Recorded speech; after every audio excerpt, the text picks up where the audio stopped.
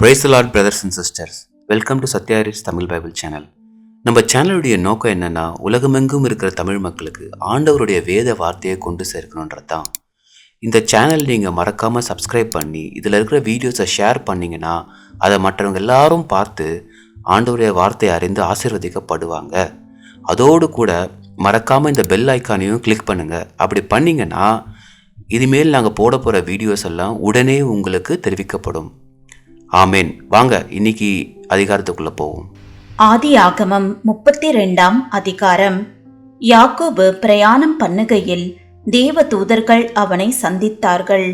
யாக்கோபு அவர்களை கண்டபோது இது தேவனுடைய சேனை என்று சொல்லி அந்த ஸ்தலத்திற்கு மக்னாயிம் என்று பெயரிட்டான்.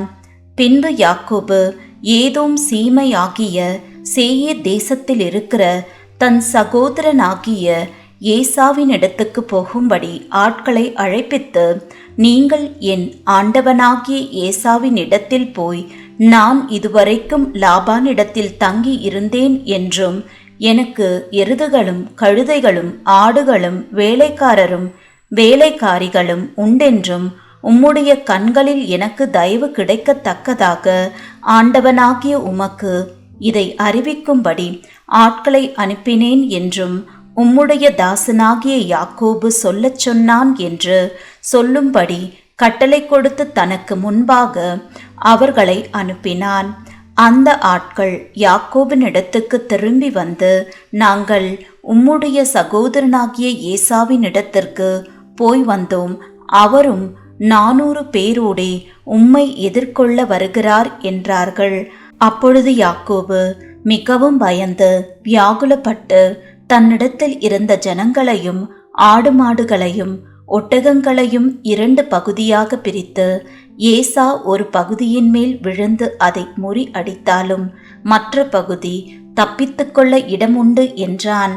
பின்பு யாக்கோபு, என் தகப்பனாகிய ஆபிரகாமின் தேவனும் என் தகப்பனாகிய ஈசாக்கின் தேவனுமாய் இருக்கிறவரே, உன் தேசத்துக்கும் உன் இனத்தாரிடத்திற்கும் திரும்பிப்போ, உனக்கு நன்மை செய்வேன் என்று என்னுடனே சொல்லியிருக்கிற கர்த்தாவே, அடியேனுக்கு தேவரீர் காண்பித்த எல்லா தயவுக்கும் எல்லா சத்தியத்துக்கும் நான் எவ்வளவேனும் பாத்திரன் அல்ல. நான் கோலும் கையுமாய் இந்த யோர்தானை கடந்து போனேன். இப்பொழுது 2 பரிவாரங்களையும் உடையவனானேன். என் சகோதரனாகிய ஏசாவின் கைக்கு என்னை தப்புவியும். அவன் வந்து என்னையும் பிள்ளைகளையும் தாய்மார்களையும் முறியடிப்பான் என்று அவனுக்கு நான் பயந்திருக்கிறேன். தேவரீரோ, நான் உனக்கு மெய்யாகவே நன்மை செய்து உன் சந்ததியை எண்ணி முடியாத கடற்கரை மணலைப் போல மிகவும் பெருக பண்ணுவேன் என்று சொன்னீரே என்றான். அன்று ராத்திரி அவன் அங்கே தங்கி தன் கைக்கு உதவினவைகளிலே தன் சகோதரனாகிய ஏசாவுக்கு வெகுமானமாக 200 வெள்ளாடுகளையும் 20 வெள்ளாட்டு கடாக்களையும் 200 செம்மறி ஆடுகளையும் 20 ஆட்டு கடாக்களையும் பால் கொடுக்கிற 30 ஒட்டகங்களையும் அவைகளின் குட்டிகளையும் 40 காடாரிகளையும் 10 காளைகளையும் 20 கோலிகை கழுதைகளையும் 10 கழுதை குட்டிகளையும் பிரித்தெடுத்து வேலைக்காரர் கையில் ஒவ்வொரு மந்தையை தனித்தனியாக ஒப்புவித்து, நீங்கள் மந்தைக்கு முன்னும் பின்னுமாக இடம் விட்டு எனக்கு முன்னாக ஓட்டிக்கொண்டு போங்கள் என்று தன் வேலைக்காரருக்கு சொல்லி, முன்னே போகிறவனை நோக்கி, என் சகோதரனாகிய ஏசா உனக்கு எதிர்பட்டு, நீ யாருடையவன், எங்கே போகிறாய், உனக்கு முன் போகிற மந்தை யாருடையது என்று உன்னை கேட்டால், நீ, இது உமது அடியானாகிய யாக்கோபுடையது, இது என் ஆண்டவனாகிய ஏசாவுக்கு அனுப்பப்படுகிற வெகுமதி, இதோ அவனும் எங்கள் பின்னே வருகிறான் என்று சொல் என்றான். 2ஆம் 3ஆம் வேலைக்காரனையும் மந்தைகளின் பின்னாலே போகிற அனைவரையும் நோக்கி, நீங்களும் ஏசாவை காணும்போது இந்த பிரகாரமாக அவனோடே சொல்லி, இதோ உமது அடியானாகிய யாக்கோபு எங்கள் பின்னாலே வருகிறான் என்றும் சொல்லுங்கள் என்று கட்டளையிட்டான்.